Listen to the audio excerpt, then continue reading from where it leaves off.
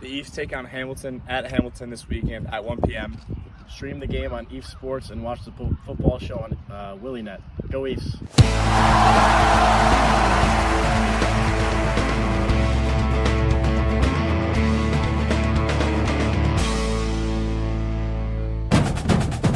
Come all ye sons of William, sing as we march down the field. Cheer till the hills and valleys ring, with never a thought to yield. We'll back the team in every game, with them in every play. Fling out the purple hair, for once again comes William's day. Welcome to the Williams College Football Show, brought to you by the Williams Sideline Quarterback Club. On today's show, we will look ahead to the 2025 Ephs Football season and the opening game against the Hamilton Continentals in Clinton on Saturday at 1 p.m. We'll also talk with current student athletes Jon Oris and Jack Wallace. I'm joined on today's show, as always, by Williams College head football coach Mark Raymond. Mark, we are glad you're here. Happy to be here, Malcolm. Appreciate it. This is a bit of a milestone year for you. It's your 10th year at Williams College. How about that? We're very glad you're here. Now, you've lived in town for almost a decade. Tell us some of the things you like about living in Williamstown. It's just a great community here. Obviously, my wife and two daughters. It's a great community to be a part of. Great school. It's the college has really opened up its arms to me and my family. And look around here, you can't really live in a better place than Williamstown. Beautiful. It's been a great experience here. Happy to still be here after 10 years. Now, you mentioned your family. Of course, family is very important to you. Your household is at least a three-sport household, right? You're a football guy, your wife is a fantastic soccer coach, and then your girls are going their own directions. They are. We got, Sydney, who's 14 now, she plays, she's track and a gymnast, and Reese, who is also a gymnast, plays lacrosse. So it's busy. So a lot of activity at the Raymond household. Everybody going in separate directions. Now, you mentioned your kids. So, Mark, how would your kids describe you? It's a great question, Malcolm. I would probably say that they would say I'm the father of the year every year. I think that'd be it. Unquestionably. And with that, let's talk a little football. Absolutely. So NESCAC this year, one, policy change. Tell us a little bit about a sort of a postseason the NESCAC's eligible for. So in 2026, so next season, the NESCAC champion will be eligible for the NCAA playoffs for the first time. So it's been a really exciting announcement for the league and the players and coaches. So it's a lot to look forward to. So that'll be at the end of next season. Yes. The 2025 season will be just like it's been. Yep. And we'll wind up with Little 3 play at the end of the season. Wesleyan here, and then Amherst away. Correct. Okay, let's quick recap of last season, 5-4.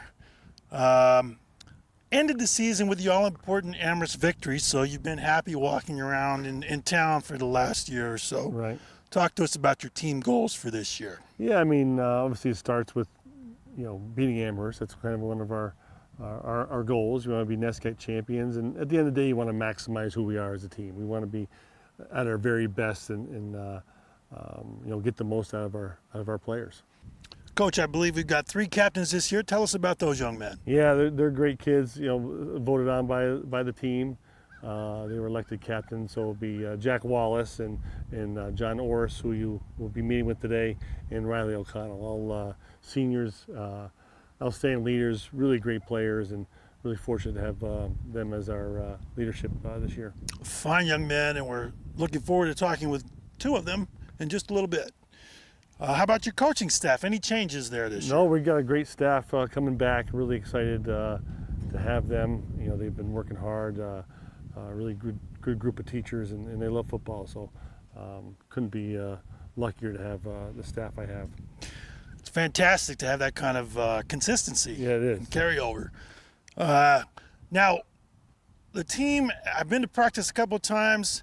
There are a handful of guys walking around in sweats. We're a little banged up this year. Quarterback, OL, DB. Yeah, we're banged up, but so is everybody else at this time of the year. As you're getting through training camp. But yeah, we have some good depth. We're getting a lot of those guys back, and it's part of the game. All right, well, there will be a game Saturday, September 13th, against the Hamilton Continentals in Clinton, New York. We're starting the season on the road. Last year, Hamilton went 1-8, but they ended the season with a victory. I think they're a team on the rise. Yeah, absolutely. Coach Murray has been there a long time. He's an outstanding coach. He's got a great staff, and they'll be ready to host us next weekend for sure. What are some of the keys to the game? What are we trying to accomplish and worried about? Yeah, I mean, their quarterback is dangerous. He can, he's quick, he's tough, he gets out of the pocket, he can really hurt you if you let him run. And he's got a couple good receivers to throw to, and a veteran running back. And defensively, they're always tough. They'll be good up front. They'll make you earn everything. They don't really give much away, so we're gonna have to be able to run the ball, and obviously the key on these opening games are special teams and turnovers. So we got to be great with those. Some of the key players for Hamilton, carryovers from last year. You mentioned the quarterback, number 15, Luke Curzum. He's a junior this year, but he's got a full year of experience under his belt. Throwing to their number 1 receiver from last year, number 13, Chester Boynton, also a junior. Yeah, those guys are good connection, and Boynton can get out on you. He got loose on us a couple times last year with 6 catches. And like I said, Curzum got loose on some draw plays. So those are certainly targets for us. Now on defense, maybe the player to watch again, looking from last season. The second on the team in tackles last year was number 12, Kyle Bratcher. This year he's a senior defensive back. He had 55 tackles and 2 interceptions last year. Yeah, really good player. They'll have a lot of new faces on defense because they were pretty senior heavy last year. So we'll have to make adjustments early to see what exactly they have out there. But he's been a steady player for them for a couple of years now. So someone we have to account for. All right, folks. So that is this coming Saturday, September 13th at 1 p.m. in Clinton, New York. You can also watch that game on ephsports.williams.edu. Coach, thanks for joining us today. Thank you, Malcolm. We'll be right back with a couple of student athletes. Welcome back to the Williams College Football Show. I'm joined today by 2 current student athletes and captains of the Williams football team. On my left, Jack Wallace, and on my right, Jon Oris. Gentlemen, introduce yourself to the folks. Tell them your hometown and your year, your major, your number, your position. I'll prompt you if you get lost in there, Jon. Got it. So I'm Jon Oris. I'm a senior running back from Otis, Massachusetts, only like an hour south of Williamstown, which is nice for my parents. I'm an economics major, running back, and number 28. And you got it all. 1 for 1 so far. Jack, how about you? Jack Wallace, so as a senior, number 6, safety from Trumbull, Connecticut, where John used to live. Connecticut, not Trumbull, but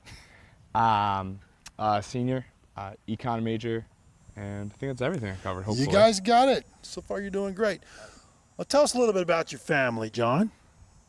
About my family. So I grew up in Cheshire, Connecticut before we moved up to Otis, Massachusetts, because we had a house there for about 15 years now after I graduated high school. I'm the youngest of like 3, so my parents decided to downsize and choose a bit more of a cooler lifestyle, and while being closer to me. My dad gets to come up to practice here and there, which he likes. Your parents are delightful. I've met them both, and they are wonderful people. Jack, tell us about your terrific family. We are still stationed in Connecticut, unlike the Orises, you could say. I have an older sister who lives in Chicago now, but like John and his parents, who are close with mine as well, they just love coming up to the games and kind of get bored outside of fall season because they don't have games to go to. Terrible thing, isn't it? It is. Now, you mentioned family. Family's important to you. In fact, I think you've got your family crest. Yes, so hopefully I can get this as we rehearsed here. The family crest on left shoulder. A few of our other teammates actually have their family crest. Justice McGrail, also a Scotsman himself.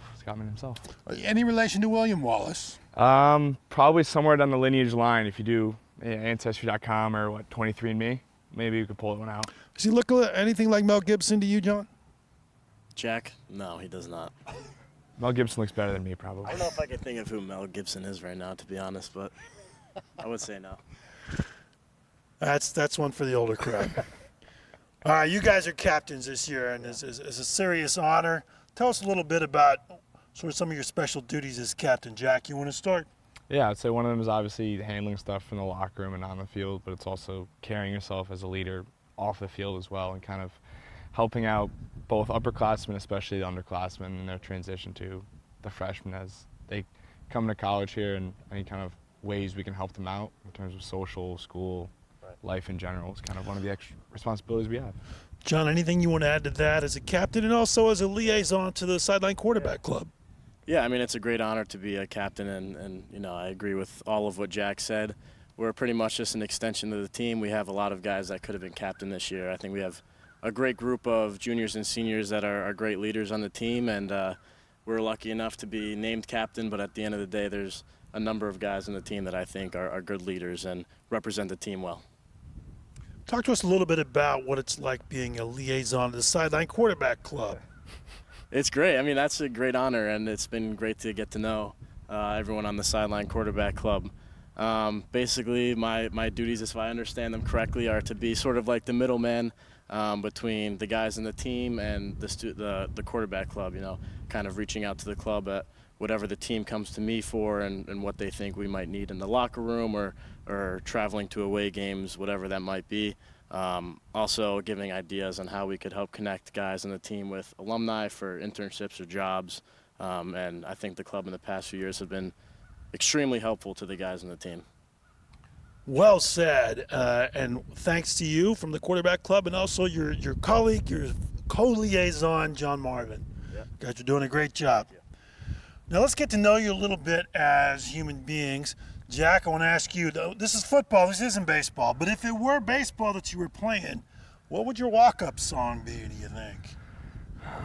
It'd probably be Big Papa by Notorious B.I.G. If you ever seen the movie Hardball, that's kind of what it is derived from. A hard guy. John, how about you? Your walk-up song if it was baseball? Man, I think Hotel California, the Eagles. It's a classic. A little bit of mystery. A little bit of mystery. Okay, and let's talk about your teammates. Now, when you're in the locker room, who is the funniest teammate among all the guys in there? You want to start us off on that one, Jack? There's a handful, but I guess I'll start with an upperclassman I have in mind, Rowan Stetson. I would say he's definitely one who can make light of any situation. Rowan, John, any other thoughts? We have a lot of goofballs in the team, and I would agree. Rowan Stenson, Michael Shesky, Joe Nambuo, those are my top three. Them two together, they combine and make a monster of goofballs in the locker room. And large guys as well. Yeah, large as well. A large comedy showcase. Exactly. A large comedy showcase. Now, you talked about how some of those guys are pretty big. If we could go out to dinner, I'd take you to dinner, any restaurant, any place to eat in the whole world. In the whole world, where would we go? John, you want to start? Well, you can say your mom's kitchen, which, of course, is where you'd start. That's where I would start, 100%. There's a restaurant back in my hometown, Cheshire, Connecticut, called Varn Rondo's. It's pretty famous, but it's really good. I would go back there. What do they serve there? It's like Greek/Italian food. It's really, really good. I worked there actually for like one summer. It was fun. So I would You go got back the there. discount. I hope so. They probably forgot who I am now. It's been a few years, but All right, we may be going to Trumbull. Excuse me, we may be going back to Connecticut. What about you, Jack? Where would we go? Outside the house, I'd probably go with a pizza spot, Colony Grill. Colony Grill for pizza. let me get another one in there. John wants to come too. Sally's Pizza, the best pizza on planet Earth. Better than Pepe's, better than New York. Starting Just some New Haven controversy pizza here. is better than New York pizza. Yeah, I was working in New York this summer, and everyone was hating on New Haven style pizza, but I was backing it for all of our Connecticut people. I hear a lot about New Haven pizza these days. It's kind of the big three. We'll have to work our way through that. Okay, guys. Now here's a kind of a hard situational question. Hypothetically, you have a 12-page paper due at the end of this semester. Okay, which attitude is most like yours? A, you already wrote it. B, 2 to 3 weeks before it's due, you'll just start to work on it. C, that's what all-nighters are for. Or D, Paper? What paper? John, what's your attitude? I wish I could say A, but I would probably say B. I'll start it a few weeks before, at least a little bit at a time. A responsible team captain. I hope so. Good deal. Jack, how about you? I'm going to be on the same page there. I don't think either of us would be near C or D. We're more in the A and B range for that one. Taking the safe answer. Good for you guys. I want to talk to you a little bit about things that you learn in sports. Sports teaches you things that you don't learn in the classroom, important values, resilience, humility, failure, rising from your failures. Jack, we'll start with you. The worst defeat that you've ever participated in. What is the worst, maybe one of the worst drubbings you've ever had? We'll say John actually gave me this one in high school when I did post-grad year when he was at Avon Old Farms, and I played for Kent, which didn't go my way, and also broke my wrist that game. But Broke your list and got... John had a good game, which I'm happy about. I see. So your worst game was one of his good games. Yes. Is that like a correlation there, maybe? You missed a few tackles or on purpose or something? I was playing quarterback at that time still. We were on opposite sides of the ball. Yeah, that's right. You're a converted quarterback to defensive back now. Yes. That's how you get to be captain, by taking one for the team like that. How about you, John? The worst drubbing that you can think of? Sports-wise, it would have to be against Amherst my sophomore year. When we were at Amherst, we were pretty much, I think, dominating the entire game other than the scoreboard, but we ended up losing that game, unfortunately, and I wish we could forget about that game because I had a pretty tough play that cost us a few yards, but yeah, I think that was definitely the worst defeat that I think that I can remember here. All right, well, those things happen, and now you're looking forward. What do you hope to be doing a year from now? John, you want to start on that? Or where do you hope to be a year from now? You know, a year from now, I hope to be working and in one of the cities, Boston or New York, probably preferably Boston, but I just completed an internship with a commercial real estate private equity company in New York, which I really liked, so hopefully I can continue on that trajectory in either Boston or New York. Outstanding. How about you, Jack? Where do you hope to be a year from now? Working as well, but I'll probably be out on the West Coast in LA, returning to the firm I work for this past summer. You're going to be a West Coast guy. Yeah, the 70 and sunny is hard to turn down, honestly. Show off your tattoos on the beach. Something like that. Fantastic. Folks, come watch these two guys play. Either join us in Clinton, New York. It's an away game this Saturday at 1 p.m. at the Hamilton Continentals, or you can watch them on TV streaming, ephsports.williams.edu. John, Jack, thank you guys for being with us. Thank you for having us. And go Ephs. Go Ephs. Come all ye sons